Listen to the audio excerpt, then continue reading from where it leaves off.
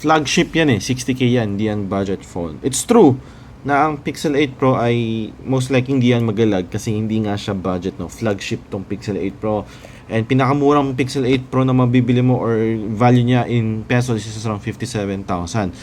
Meron din siyang smaller variant, Pixel 8, nasa around 40 plus, I think.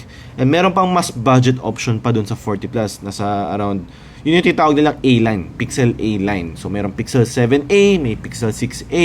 Ito yung mga budget phones, nasa around 20 to 30 plus. I know, medyo hindi pa rin budget yun, no? Pero kung i-compare mo yung price niya sa mga phones ngayon, kasi syempre nagmamahal yung mga phones, eh mura na yun.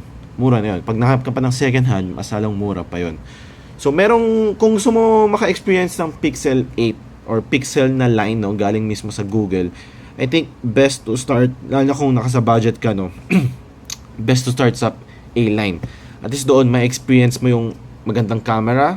You know, alam ko, importante yung camera and yung software, no.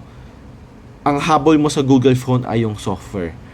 Clean, stock Android, malinis, mabilis, and I think magandang first step yung mga Pixel A-line para ma-experience mo yung Google phone. Doon mo makikita yung difference, doon mo makikita na mas superior ang Android kaysa sa iPhone. Sinasabi ko na yan.